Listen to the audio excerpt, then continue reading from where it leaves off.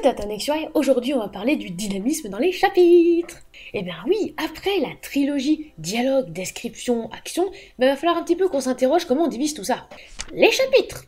Ah oui, un chapitre, c'est quoi en fait? Chapitre d'après Larousse, ça vient de capitulum, caput, peut-être. C'est la division d'un ouvrage, d'un traité ou d'un code aussi, par exemple. On va donc découper un roman. Un roman de fiction, surtout sans chapitres, j'en vois de moins en moins. Bon, j'en ai encore lu un récemment, mais c'est quand même très rare. Surtout que ça veut dire qu'il n'y a aucune pause pour le lecteur, mais alors ne vous inquiétez pas, le lecteur va la faire quand même en fait, la pause. Soit à la fin d'un paragraphe, soit à la fin d'une scène qu'il jugera par exemple importante. Donc même si par exemple vous ne découpez pas en chapitres, bon, même si je ne vous le conseille pas forcément pour un roman de fiction, ça arrive effectivement qu'il y en a qui soient un petit peu allergiques au chapitre. Si c'est le cas, le lecteur fera la pause lui-même, même si je vous conseille de diviser quand même votre roman fiction avec des chapitres.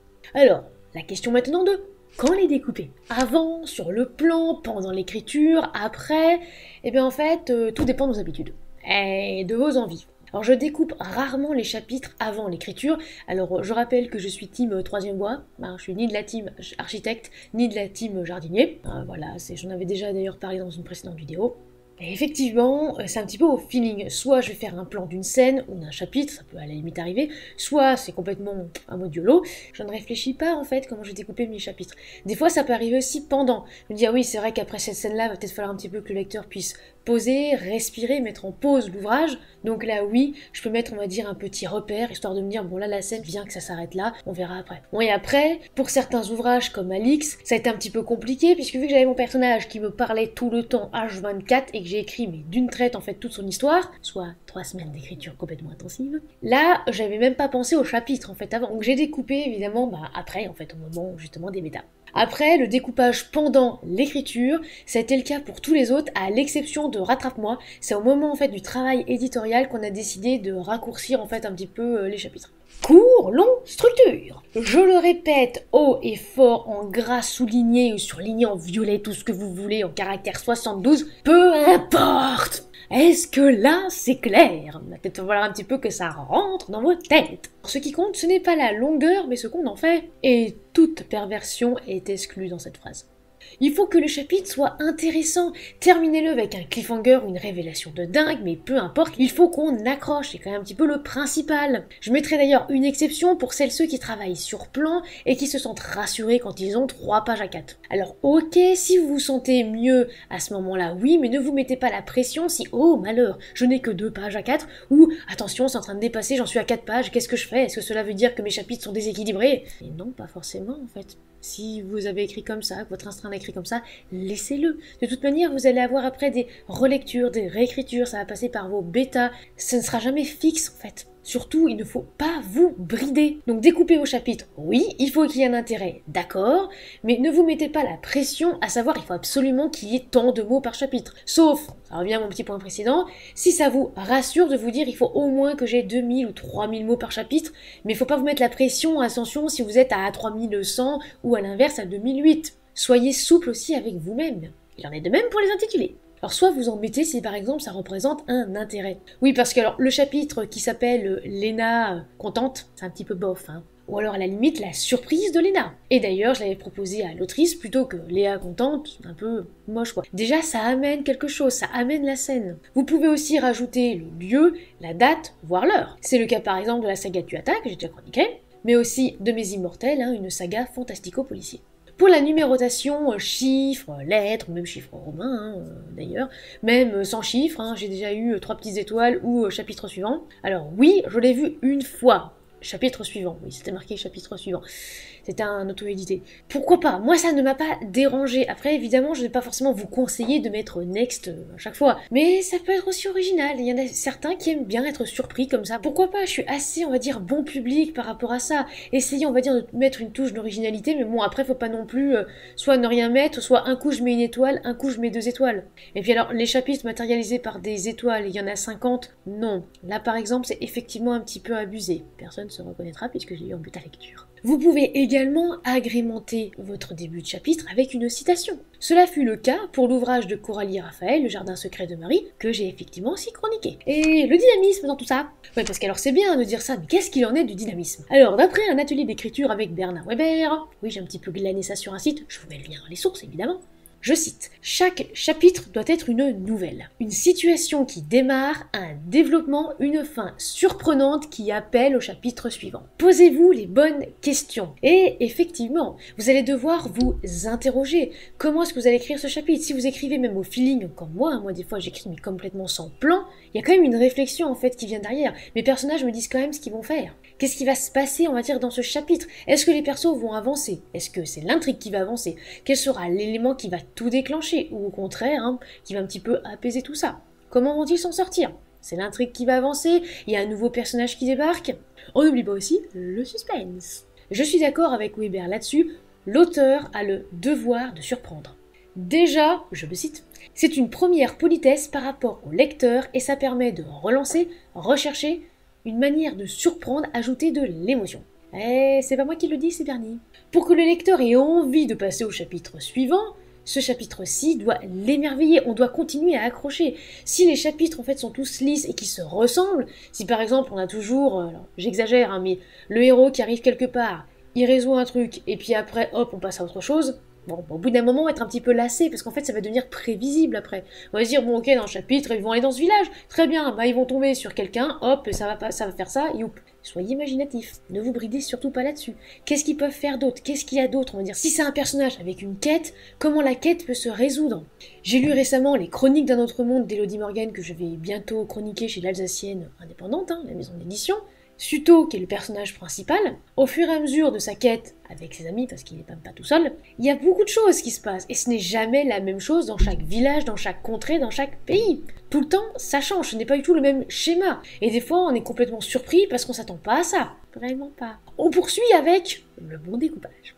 Alors ça revient à ce que j'ai dit plus haut sur l'intérêt, peu importe la longueur, la découpe doit se faire au meilleur moment. Mettez-vous à la place du lecteur.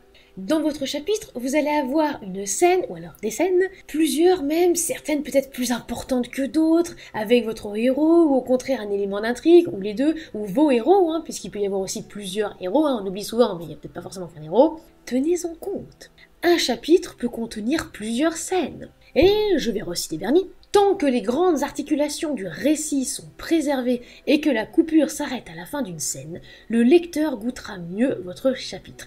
Il se sentira plus libre de fermer le livre temporairement. Oui, parce que même s'il faut que le lecteur accroche du début à la fin de votre ouvrage, il faut quand même qu'il puisse s'aérer l'esprit. Parce que sinon, il va peut-être trouver ça trop lourd, trop dur, et n'aura peut-être pas forcément envie de s'y replonger plus tard. Il faut donner envie d'y revenir. Un petit peu, vous savez, comme la sauce dans une assiette qu'on a envie de plonger le bout de pain et de manger.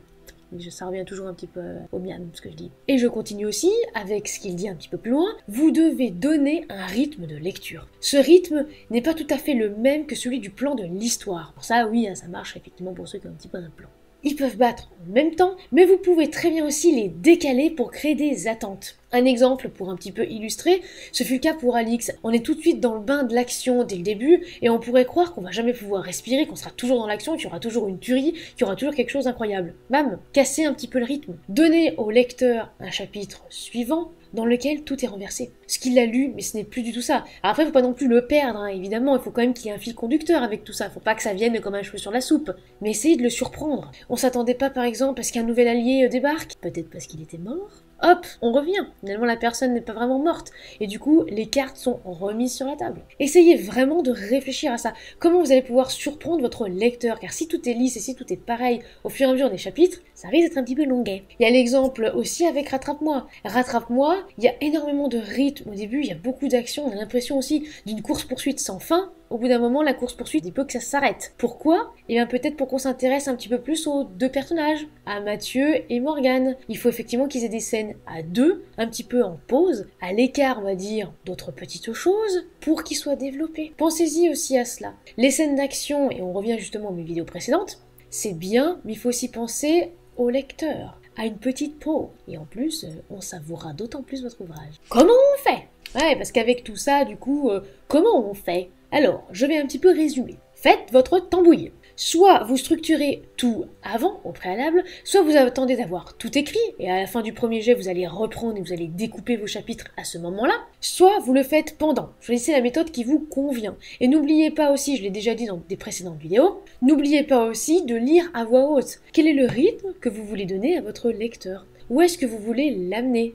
pour le prendre par la main, l'emmener dans votre univers. Mettez-vous à la place du lecteur. Quelle est la sensation de finir une vraie partie à la fin du chapitre ou d'en commencer une au début suivant, ce qui est rendu possible en coupant aux articulations. On revient à ce qu'a dit un petit peu Bernie plus haut. Car effectivement, vous pouvez à la limite vous permettre de couper, pas vraiment en plein milieu d'une phrase, mais au moment d'une révélation, au moment justement de faire une fin de chapitre complètement cliffhanger pour donner envie en fait de lire le chapitre suivant, c'est possible. Mais, et ce sera le point suivant, on n'en abuse pas. On n'abuse pas des cliffhangers. Il faut un petit peu que le lecteur dorme de temps en temps.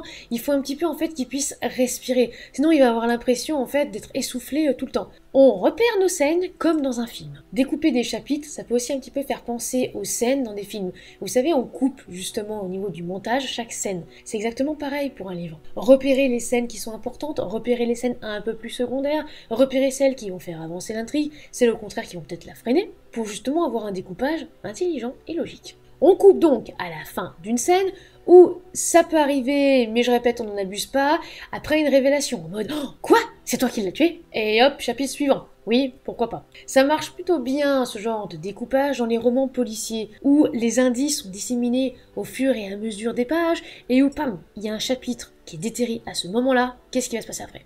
Long, court, numéro, titre, citation, peu importe, mais please, pas de titre spoiler.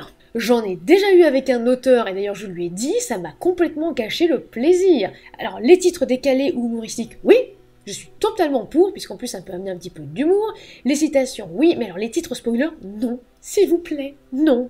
Non, parce que alors, la mort de X en titre de chapitre, sincèrement, du coup on sait que le personnage va mourir. Ça nous casse complètement le suspense en fait. Et bah oui, bah du coup il était mort quoi. Il n'y avait même aucune surprise là-dessus. Non, un titre comme ça, désolé, mais pour moi ça ne marche pas trop. Parce que ça vous coupe totalement en fait l'herbe sous le pied. Et idem aussi avec par exemple le titre La cité en fin découverte. Ouais, c'était un titre. En fait, pendant tout le tome 2, on recherchait en fait une cité, on savait pas si elle existait ou pas. Il y avait un truc avec des anciens, c'est sur d'autres planètes, c'était un roman SF. Et puis bam, en titre de chapitre, je vois ça, et en plus au début, puisqu'elle avait la table des matières au début, avec les titres des chapitres. Bon bah, du coup, je savais qu'ils allaient la retrouver. Un petit peu casser le délire.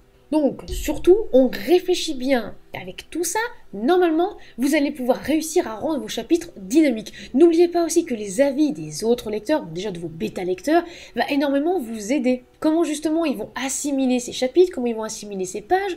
Est-ce qu'ils vont estimer que, oh bah non, là t'as coupé un petit peu trop abruptement, ou au contraire, ah oui, le découpage va très bien, ou alors si vous êtes plutôt de la team plan qui coupe au bout de tant de pages, etc. à 4, regardez ce que ça donne. N'hésitez pas à vous mettre à la place de votre lecteur, de lire à voix haute, et surtout, de prendre plaisir à écrire. Voilà, c'était la vidéo sur le dynamisme des chapitres, j'espère qu'elle vous a plu. N'oubliez pas de vous abonner, de lâcher un like ou un commentaire, on se retrouve sur les réseaux sociaux. Je vais effectivement bientôt lancer les MyTip, Tipeee et autres formes de financement. N'hésitez pas à regarder les liens que je vous ai mis dans les sources, je vous en parlerai aussi sur les réseaux sociaux, ne vous inquiétez pas. En attendant le prochain conseil d'écriture, soignez votre plume.